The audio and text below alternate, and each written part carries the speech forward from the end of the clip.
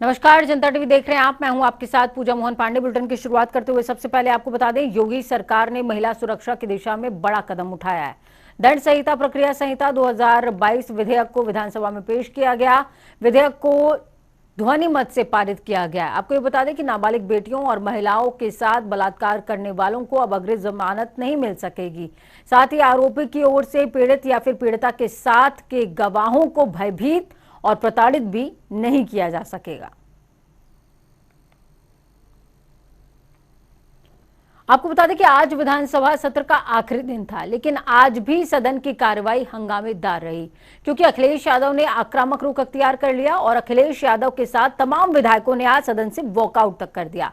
खास बात यह भी रही कि अखिलेश यादव का साथ देते हुए आरएलडी के भी सभी विधायक सदन से वॉकआउट कर गए। आरएलडी के भी विधायकों ने अखिलेश यादव के साथ सदन से लेकर सड़क तक खूब हंगामा काटा।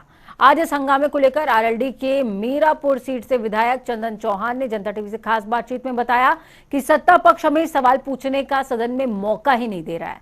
किसान, बेरोजगारी, महंगाई, बढ़ते अपराध, स्वास्थ्य जैसे तमाम मुद्दे हैं जिसमें हमारा गठबंधन चर्चा करना चाहता है, लेकिन हमें रोक दिया गया, जिसके विरोध में हम लोगों ने आज वॉकआउट किया है। सुनिए और क्या कुछ कहा उन्होंने। आज विधानसभा सत्र का आखिरी दिन था, लेकिन आखिरी दिन भी अखिलेश यादव ने आक्रामक रुख अख्तियार कर लिया था।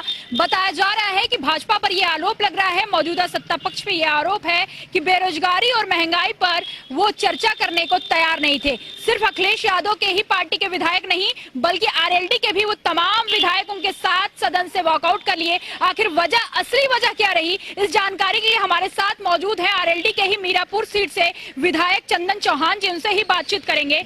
चंदन जी, अचानक 5 मिनट के अंदर आप सदन में पहुंचते हैं, अखिलेश यादव जी लगातार हमलावर हो जाते हैं। सतीश महाना जी जो विधानसभा अध्यक्ष हैं, उनका कहना होता है कि अखिलेश जी रुक जाइए, प्रश्नकाल पूरा हो जाने दीजिए, इसके बाद आप ही लोग के लिए सदन है। तो आप लोग इंतजार क्यों नहीं कर लेते हैं चर्चा के लिए थोड़ा? देखिए मैडम, 5 मिनट की बात नहीं है। सदन शुरू होने से पहले भी सभी पार्टियों की ऑल पार्टी मीटिंग में कहा गया कि सत्र की अवधि विपक्ष के मुद्दों को लेके, जनता को मुद्दे को लेके बहुत कम है, और उसमें भी विपक्ष की तरह से पूरा सहयोग सदन की गतिविधियों के लिए दिया गया। पर हमारी मांग लगातार थी कि सदन का टेन्योर टाइम ज़्यादा होना चाहिए, कम से कम 1 सप्ताह की आवश्यकता और थी, जिससे कि हम जनता के मुद्दे, जनहित के मुद्दे सदन के पक्ष में रख के एक विधायक के रूप में, एक जनप्रतिनिधि के रूप में सिर्फ एक ऐसा ही जो ऐतिहासिक बिल्डिंग है, यही मंच बचता है जहां हम जनता के मुद्दे उठा सकें। और जब बढ़ती महंगाई आपके सामने है, किसानों की समस्याएं हैं, बिजली को लेके हैं, छात्रों की फीस की बढ़ोतरी को लेके आंदोलन चल रहे हैं, और सारे मुद्दों को लेके, बेरोजगारी मुद्दा है, उन मुद्दों को लेके जब देखा कि कहीं सुनवाई नहीं हो रहा, तो ऐसे सदन में बैठने का निर्णय विपक्ष के विधायक के रूप में शायद मेरे ख्याल से कोई आवश्यकता बची नहीं थी। सपा एक लंबे समय तक उत्तर प्रदेश में राज की है, कांग्रेस की भी सरकार रही है, बसपा की भी सरकार रही है, मौजूदा पक्ष में देखा जाए तो भाजपा का है। लेकिन आपने कहा कि सदन को सप्ताह, 1 सप्ताह, 2 सप्ताह की आपने बात की, लेकिन क्या आपने इतिहास में कभी देखा है कि 2 सप्ताह तक सदन किसी की सरकार में चला हुआ हो? मैडम, मैं उस समय भी जानता था जब महीनों महीनों भर चलते थे। मैं अपने परिवार की तीसरी पीढ़ी में हूँ जो इस सदन का मेंबर बना हूँ, और वो समय भी था जब 1-1, 1.5-1.5, 2-2 महीने तक सदन चला करता था। पक्ष से ज़्यादा विपक्ष की बात सुनी जाती थी, विपक्ष के मुद्दों को, क्योंकि एक ही सिक्के के दोनों पहलू हैं। जैसे मैंने बताया, सत्ता में जब विपक्ष चला जाता है हाउस के अंदर से, तो जनता के मुद्दे नहीं उठते हैं। आपने भी देखा होगा, विपक्ष के वॉकओवर देने के बाद जो जनता के हितों के मुद्दे हैं, जब सुनवाई वहाँ नहीं होती, किसी भी तरीके से उठाया नहीं जा सकता। पूर्व में जो हुआ वो घटते घटते घटते, और आज तो बिल्कुल जो मिनिमम मेरे ख्याल से 2 दिन हमारा सदन चला, 1 दिन महिलाओं के लिए था, उसे बहुत अच्छा आयोजन हुआ, उसको पूरे देश के अंदर उसकी तारीफ हुई कि इतना अच्छा आयोजन, महिला विधायकों ने इतना अच्छा अपना पार्टिसिपेट किया और जनता से जुड़े मुद्दे वहाँ उठे, एक बहुत अच्छा आयोजन हुआ। इस तरह की चर्चाओं को, इस तरह के मुद्दों को सदन की ज़्यादा आवश्यकता है। यही आपने कहा कि कल का जो आयोजन था, यानी कि बीता सत्र जो है, महिलाओं का आयोजन बहुत ही अच्छा चला, बहुत ही सौहार्दपूर्ण रहा, शांतिपूर्ण रहा, लेकिन उसमें भी सपा थी, उसमें भी सपा की भी विधायक महिलाएं थी, भाजपा की महिला विधायक थी, उसमें पेट्रोल डीजल का भी मुद्दा उठा, किसानों का भी मुद्दा उठा, बेरोजगारी का मुद्दा उठा, लेकिन शांतिपूर्ण तरीके से उठा, उसके जवाब भी मिले। क्या आपको नहीं लगता कि शांतिपूर्ण तरीके से भी संचालन हो सकता है विधानसभा का, और जो कम समय है उसको हम अधिक समय में तब्दील कर सकते हैं? आप जैसे देख रहे हैं, आप पिछले कल का ही नहीं, पूर्व में 2 दिन पूर्व भी शांतिपूर्ण तरीके से विपक्ष ने कहीं भी असहयोग नहीं करा जनता के मुद्दों को उठाने को। पर जब मुद्दे उठाएं तो कम से कम सरकार से उम्मीद रखती है कि जवाब सही आए, खाली झुंझुने लेके हम क्षेत्र में ना जाएं। इसलिए जब झुंझुनों के साथ जाना है तो विपक्ष की जवाबदेही कम से कम सत्ता पक्ष बच सकता है, पर हम लोग नहीं बच सकते। हम जनप्रतिनिधि के रूप में आए हैं और चुन के आए हैं, जनता के प्रति जवाबदेही है हमारी।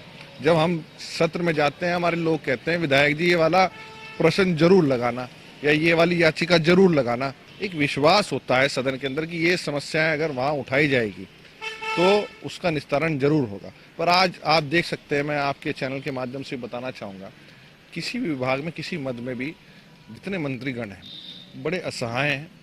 बजट चाहे 1 ट्रिलियन कितनी ट्रिलियन की इकनॉमी बनाने की बात माननीय मुख्यमंत्री करते हो, पर स्थिति मेरी विधानसभा मीरापुर के जानसठ ब्लॉक के 33 स्कूल ऐसे हैं जहां क्षतिग्रस्त जो बिल्डिंग हुई थी उनका सामान तक उठा के ठेकेदार ले गए, और स्कूल जो है ऐसी वर्षा में ऐसे मौसम में पेड़ों को नीचे पढ़ने को या किसी एक कमरे में 6-6 क्लास के 100-100 बच्चे पढ़ने को मजबूर हैं।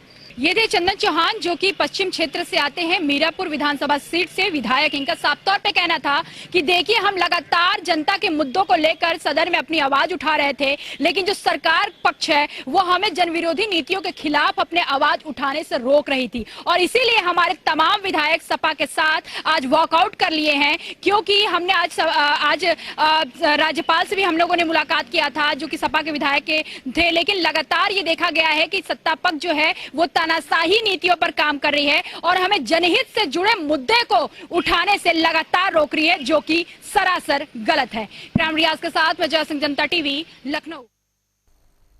समाजवादी पार्टी के पुराने साथी सुभाषपा के राष्ट्रीय अध्यक्ष ओपी राजभर ने जब से सपा का दामन छोड़ा है तब से ही सपा अध्यक्ष अखिलेश यादव के खिलाफ मुखर नजर आते हैं और अखिलेश के खिलाफ बयानबाजी करने से चूकते भी नहीं। ऐसे में पूरी स्थिति को साफ तौर पर जाहिर करते हुए आज मऊ पहुंचे ओपी राजभर ने कहा कि अब हमारे निशाने पर सिर्फ और सिर्फ सपा है। सपा मुखिया यानी कि अखिलेश यादव को बहुत ज्यादा अहंकार हो गया है। राजभर ने कहा कि मैंने सपा को 47 से 125 सीट पर पहुंचा दिया और 125 से वापस से 45 पर पहुंचा दूंगा। कांग्रेस अपने आप पिट रही है, बोलो सही है गलत है? कांग्रेस अपने आप पिट रही है, बसपा अपने से पिट रही है, अब बीजेपी और सपा कोई पार्टी बची है, तो हमारे निशाने पर इस बार सपा है। बोलो क्यों कह रहा हूं?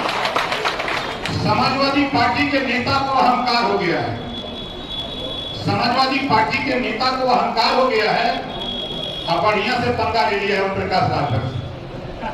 अगर 47 से 125 पहुंचा सकता हूं। तो वहीं बांदा जेल में बंद माफिया मुख्तार अंसारी पर योगी सरकार के बाद अब कोर्ट का भी शिकंजा कसता जा रहा है।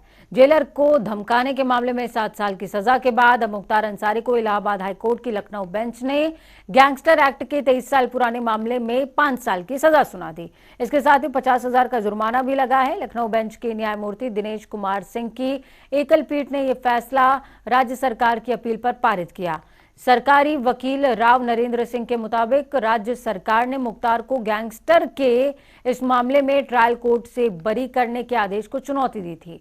इस मामले की साल 1999 में लखनऊ की हजरतगंज कोतवाली में केस दर्ज भी हुआ था। तो वहीं आपको बता दें कि अगली खबर का रुख करते हुए मुख्तार अंसारी का मैंने जिक्र किया, आपने सुना होगा कि किस तरीके से उनके ऊपर लगातार मामले बढ़ते जा रहे हैं। तो वहीं दूसरी तरफ केंद्रीय वाणिज्य और उद्योग राज्य मंत्री अनुप्रिया पटेल ने फन सिटी परिसर महंत शिवाला में वोकल फॉर लोकल प्रदर्शनी का उद्घाटन किया है। केंद्रीय मंत्री ने लगाए गए स्टॉल्स का अवलोकन करते हुए लोगों का मनोबल भी बढ़ाया। 23 से 25 सितंबर तक लोकल फॉर वोकल प्रदर्शनी का आयोजन किया जा रहा है, जिसमें लोकल उत्पादों और व्यवसायों को बढ़ावा देने के लिए एक जनपद एक उत्पाद की प्रदर्शनी लगाई गई है। केंद्रीय मंत्री अनुप्रिया पटेल ने कहा कि वन डिस्ट्रिक्ट वन प्रोडक्ट के तहत मिर्जापुर की प्राचीन उद्योग कलाओं की प्रदर्शनी है, जिसमें चुनार के मिट्टी के बर्तन, मिर्जापुर शहर के पीतल के बर्तन, हस्तनिर्मित कालीन, दरी, बलुआ पत्थर पर की गई कारीगरी के साथ ही लकड़ी के खिलौने और जिले के तमाम उत्पादों को प्रदर्शित किया गया है।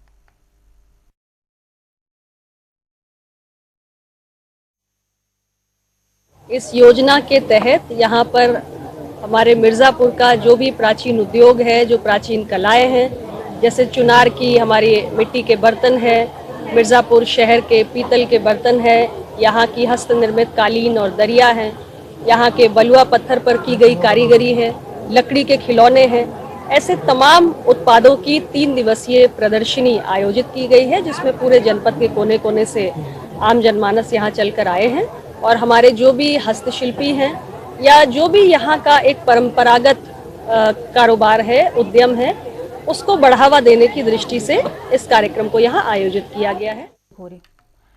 टेरर फंडिंग को लेकर पॉपुलर फ्रंट ऑफ इंडिया यानी कि पीएफआई पर एनआईए की छापेमार कार्रवाई को लेकर संभल से समाजवादी पार्टी के सांसद शफीकुर रहमान बर्क ने सरकार पर एक बार फिर से हमला बोला। उन्होंने कहा एनआईए की छापेमारी करके उन पर जुल्म किया जा रहा है। उनका क्या जुर्म है? वो एक पार्टी है, वो एक संस्था चला रहे हैं, एक प्रोग्राम है, उनका पैसा उनकी पार्टी का प्रोग्राम चलाता है, तो उनका जुर्म क्या हुआ? उनको क्यों गिरफ्तार किया जा रहा है? आगे आरोप लगाते हुए कहा कि ये तो सरकार है, सियासत जिसे चाहे उसे गिरफ्तार कर लेती है, लेकिन इस तरीके से पार्टी पर पाबंदी लगाई गई तो क्यों लगा रहे? आपको बता दें कि संदिग्ध गतिविधियों को लेकर गुरुवार को पीएफआई ने 13 राज्यों और उत्तर प्रदेश के कई जिलों में पीएफआई के ठिकानों पर देश भर में छापेमार कार्रवाई करी है। इस दौरान 100 से ज्यादा यानी कि 106 के करीब लोगों को गिरफ्तार भी किया गया।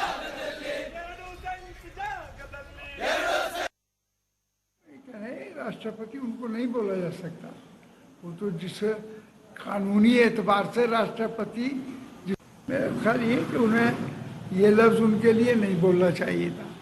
भाई ये तो यानी उन्हें अपने आप को एहसास कमतरी में मुब्तला हो रहे हैं, तो वो या उनके डर की वजह से या उनकी क्या बात है खौफजदा होकर ये लफ्ज़ बोला है। नहीं, उनको ऐसा लफ्ज़ नहीं बोलना चाहिए। वो भी एक इंसान है, मोहन भागवत जी, वो एक पार्टी के एक संचालक हैं। यूपी की सड़कों पर चलने वाली निजी बसों को रोडवेज में अनुबंध के आधार पर संचालित करने की कवायद तेज हो गई है। इस मामले में आईएनसी सेंटर में परिवहन और रोडवेज के अफसरों ने बस मालिकों के साथ बैठक करते हुए उन्हें सरकारी बेड़े में शामिल होने का ऑफर दिया। तो वहीं कई ऑपरेटर्स ने रोडवेज की वर्तमान अनुबंध की शर्तों में बदलाव की मांग की है। अधिकारियों ने उनसे सुझाव लेकर जल्द ही उन पर काम करने का भरोसा भी दिया। आपको बता दें कि डग्गामारी से निपटने के लिए ऐसी बसों को रोडवेज बस बेड़े में शामिल करने के निर्देश थे। एआरएम अमरनाथ सहाय ने रोडवेज बेड़े में शामिल होने से बसों के बेफिक्र होकर संचालन का आश्वासन दिया है।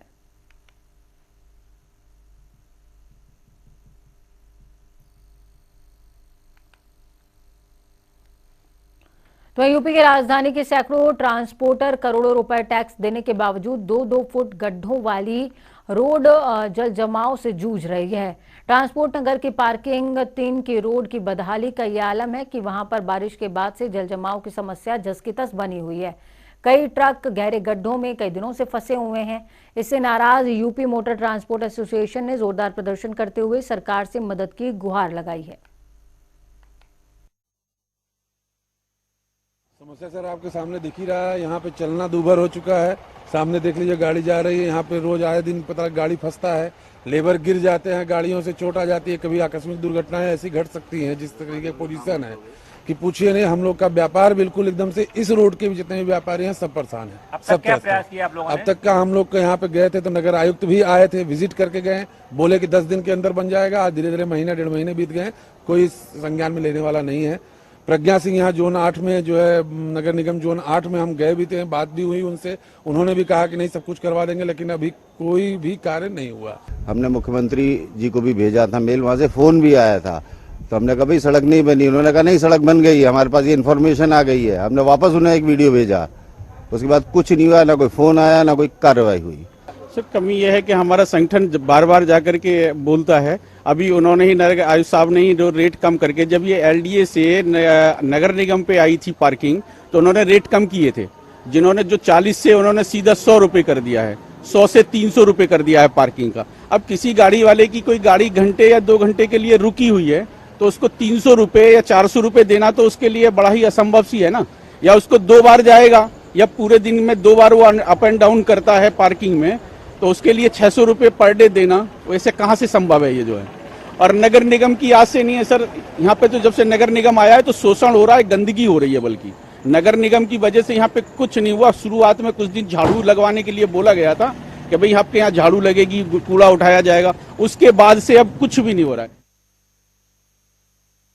ये ट्रांसपोर्ट नगर है, जहाँ की जो है ट्रकों को पार्किंग के लिए व्यवस्था की गई है। यहाँ पे पूरे इलाके में 10 पार्किंग है, लेकिन ये लोग 400 करोड़ रुपए टैक्स देने के बावजूद सड़कों की हालत इतनी बदतर है कि यहाँ पर ट्रक निकलने मुश्किल हो रहे हैं।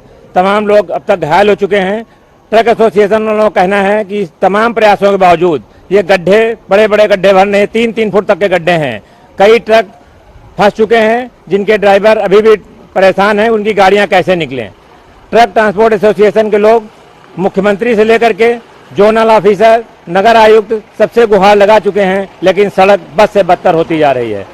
सवाल ये है कि 400 करोड़ रेवन्यू देने के बावजूद इन लोगों की सुविधाएं कैसे मिलेंगी। इसके अलावा पार्किंग की दरें 100 रुपए की बढ़ा करके 300 रुपए कर दी गई, जो 40 रुपए थी 100 रुपए कर दी गई, और इससे भी इन लोगों में बहुत आक्रोश है। अब देखना यह है कि सरकार कैसे इस समस्या का निदान करती है। कैमरामैन आशीष कश्यप के साथ TN मिश्रा, जनता टीवी, लखनऊ। हरदोई में नहर कटने से दर्जन भर किसानों की करीबन 100 बीघा फसल डूब गई। नहर कटने से परेशान ग्रामीण नहर की मरम्मत की कोशिश में लगे हुए हैं, लेकिन सफलता नहीं मिल सकी है। न ही विभाग का कोई अधिकारी कर्मचारी मौके पर पहुंचा। आपको बता दें कि सवायजपुर तहसील के पाली भरखनी नहर मार्ग पर शारदा नहर खंड के बरबन रजवाहा की नहर अचानक कट गई। तेज बहाव के चलते कुछ ही देर में पानी खेतों तक आ पहुंचा और यहां खेतों में चारों ओर पानी ही पानी दिखाई देने लगा। बताया जाता है कि लगभग 24 किसानों की 100 बीघा से ज्यादा धान और अन्य फसलें डूब गई हैं। गांव वालों ने खुद रजवाहा नहर की पटरी बांधने की कोशिश करी, लेकिन सफलता उनको हासिल नहीं हुई। ग्रामीणों का कहना है कि मौके पर कोई भी अधिकारी नहीं पहुंचता।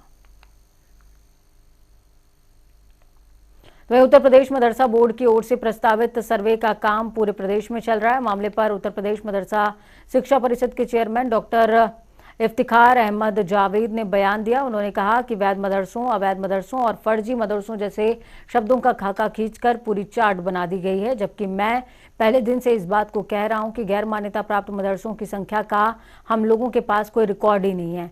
फिर कैसे कितने मदरसे फर्जी निकल रहे हैं, ये समझ से परे है।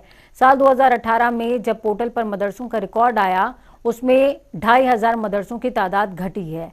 सर्वे से कोई मतलब नहीं है। सर्वे का काम चल रहा है, लेकिन अभी तक कोई भी जानकारी ना तो शासन के पास है और ना ही मदरसा बोर्ड तक पहुंच पाई है। पूरे उत्तर प्रदेश के अंदर गैर मान्यता प्राप्त मदरसों का सर्वे का काम चल रहा है। अभी तक किसी जिले से भी कोई भी रिपोर्ट, कोई भी आंकड़ा न शासन को प्राप्त हुआ है, न मदरसा बोर्ड को प्राप्त हुआ है। लेकिन इस दरमियान वैध, अवैध, असली, फर्जी जैसी खबरें दे करके समाज में एक माहौल को दूषित करने का प्रयास किया जा रहा है। 2018 में जब पोर्टल बना, उस समय करीब 2500 मान्यता प्राप्त मदरसे पोर्टल पर नहीं चढ़ पाए। उनकी वजह जो भी रही हो, अभी उस डेटा से इस गैर मान्यता प्राप्त सर्वे का कोई दूर दूर तक मतलब नहीं है। वो मान्यता प्राप्त मदरसे थे जो कि 2500 कम हुए, ये गैर मान्यता प्राप्त मदरसे हैं और इनसे उसकी तुलना करना हास्यास्पद स्थिति को पैदा करता है। विधानसभा सचिवालय की नियुक्तियों में अनियमितता के मामले में विधानसभा अध्यक्ष ऋतु खंडूरी ने बड़ा कदम उठाया। मामले में 228 नियुक्तियों को रद्द कर दिया गया है और विधानसभा सचिव मुकेश सिंघल को निलंबित भी किया गया है। जांच रिपोर्ट के आधार पर विधानसभा अध्यक्ष ने साल 2016 में 150, 2020 में 6, 21 में 72 नियुक्तियों को निरस्त कर दिया, यानी कि रद्द कर दिया है। उन्होंने बताया कि 2011 से पहले नियुक्तियां रेगुलर हैं, उन पर कानूनी राय लेने के बाद हम फैसला लेंगे।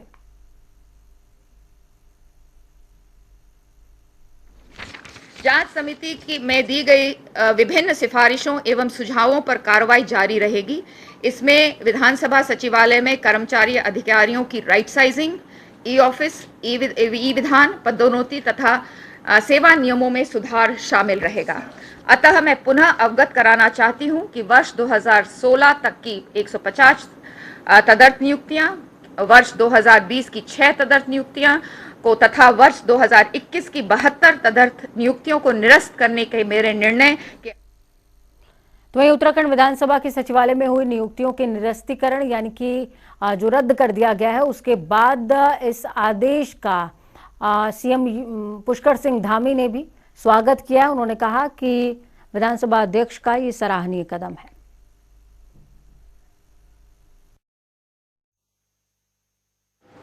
देखिए, मैंने विधानसभा अध्यक्ष जी से पूर्व में ही अनुरोध किया था कि जो भी विवादित नियुक्तियां हैं, भर्तियां हैं, उनकी जांच करवाएं और जांच करवाने के बाद जो भी भर्तियां गलत पाई जाती हैं उनको निरस्त करने की कार्रवाई करें।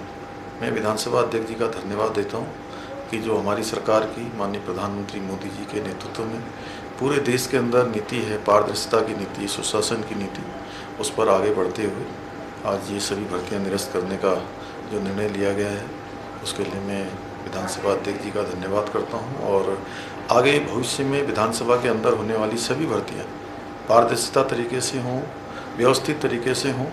और तो चलिए फटाफट अंदाज में 2 मिनट में 10 अहम जिलों का रुख करेंगे। हरदोई में वाहन चेकिंग के दौरान पुलिस के हाथ लगी बड़ी सफलता, गिरफ्तार किए गए 25,000 के 2 इनामी बदमाश। अपराधियों के पास से तमंचे और कारतूस भी बरामद। गैंगस्टर एक्ट में वांछित थे दोनों अपराधी कन्नौज के खबरामऊ के रहने वाले थे।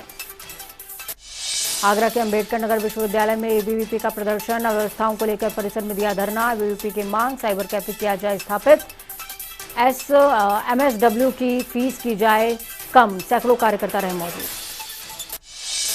औरैया में अज्ञात चोरों ने सरकारी राशन डीलर को बनाया शिकार, जेवर और नकदी लेकर हुए फरार।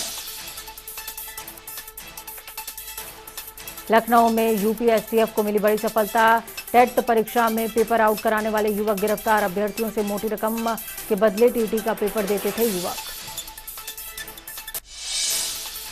गाजियाबाद के जीटी रोड पर भरा वाला पानी, अर्थला मेट्रो स्टेशन से लगा काफी लंबा जाम। मोहन नगर की सड़कों पर दिखा पानी ही पानी।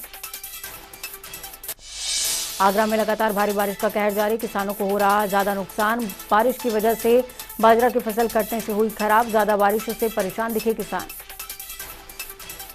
कानपुर देहात में जिला अस्पताल के होमगार्ड ने डॉक्टर पर लगाया अभद्रता का आरोप। मरीज के अटेंडर को अंदर जाने के लिए कहने पर डॉक्टर ने की अभद्रता। हरदोई के पिहानी में युवती का प्रेमी सहित 7 लोगों पर बंधक बनाकर दुष्कर्म करने का आरोप। शादी का झांसा देकर युवती से किया गया दुष्कर्म। एएसपी दुर्गेश कुमार सिंह ने बताया, एफआईआर दर्ज करते हुए मामले की तफ्तीश शुरू।